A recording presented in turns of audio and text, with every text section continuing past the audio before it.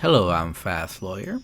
Today we're going to review the Holy City VR, an educational experience on the Steam store about the city of Jerusalem. Now, the history of Jerusalem is very complicated, and depending on which side you're talking to might vary.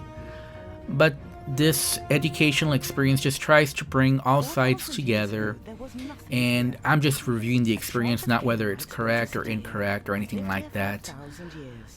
This is currently on the Steam store, just released, and I got the Viveport Infinity version, which is version 1.0. I believe it's the same as the Steam version, but I'm not 100% sure on that. Let's go ahead and listen to a little bit of the narrated portion. So many rulers wanted to control Jerusalem, even at the price of destroying it. But Jerusalem outlasted them all. 300 years after Jesus was crucified in Jerusalem, it became a Christian center. And 300 years later, a Muslim center. And the battles just went on and on. Between the Western Wall, the Church of the Holy Sepulchre, and the Dome of the Rock, rivers of blood were spilled, all in the name of one God. This experience normally retails for $19.99. It's available for the HTC Vive and the Oculus Rift.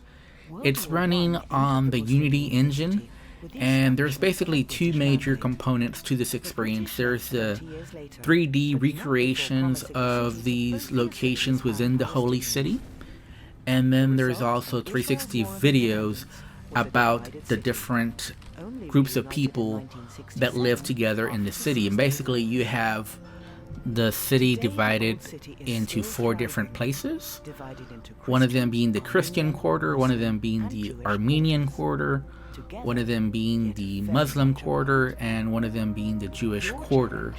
So you'll be picking from these three locations which represent the three major religions: Christianity, Islam, and Judaism.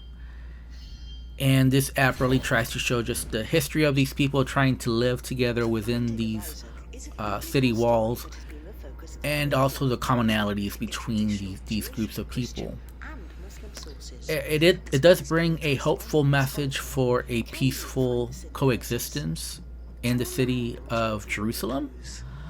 But obviously there's conflict, and it's a situation that has not been resolved as of yet. It does paint a somewhat rosy picture, but it's not inaccurate either. Now, as far as the locomotion, you only have teleportation, so there is no full locomotion. And you're also like on a track. Now, you can get outside that track somewhat. So I believe on this video you see me following the track pretty closely, but you can actually teleport further away from the line. You don't need to teleport right on the line. You do have snap turning as well, although I found it very clunky, and I found it just easier to stand and just turn in real life versus using the snap turning here. It wasn't very good. All the interactions in this experience are very simple, very basic. There's really nothing complicated. Really, the only puzzle that I would even call complicated where it asks you for a word from the Jewish belief system, which I didn't even know what the word was. I just guessed it, so I guess maybe the puzzle wasn't that hard.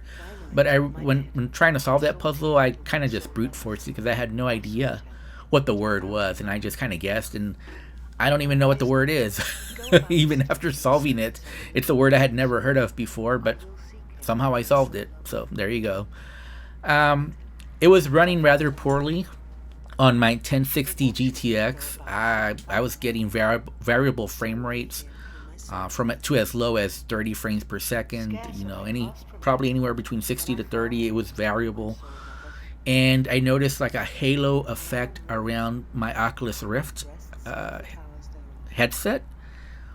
I'm not sure if that was an intended effect or a bug. I'm going to assume this was an intended effect because it did have kind of like an angelic effect, but to be honest, it didn't really work for me. It was more obtrusive than immersive.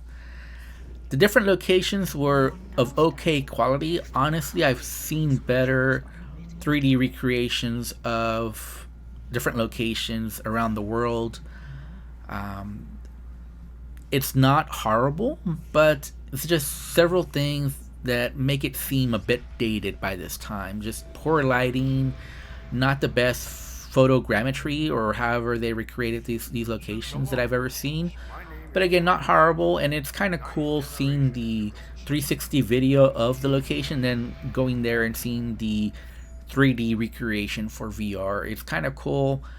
Some of the stuff you can do is pretty neat. I've never been to Jerusalem, and now I feel like I have a good grasp of what it is to live in Jerusalem and just kind of a history for the city and its people.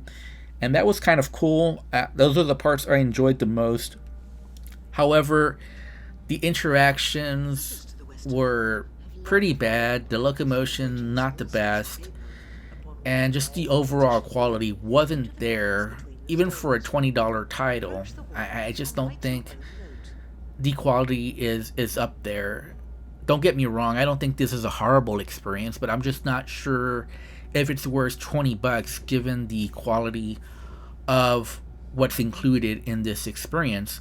Obviously, it's a unique experience. I'm not sure that there is another experience quite like this in VR.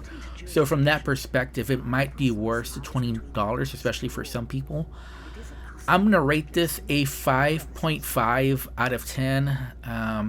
I'm glad I got this on Viveport Infinity because obviously I don't feel like I lost any money there, and that's why I like Viveport Infinity. I could try out these experiences and see if they're good or not without shelling out specifically for the experience, and I can always try a different one if I didn't enjoy it. But anyways, yeah, I think this will definitely be good for some people. If you're interested in the subject matter, I recommend this for you, but otherwise I would say pass. It's not worth it if you're not interested in the subject matter. Thank you. Have a wonderful day. Goodbye.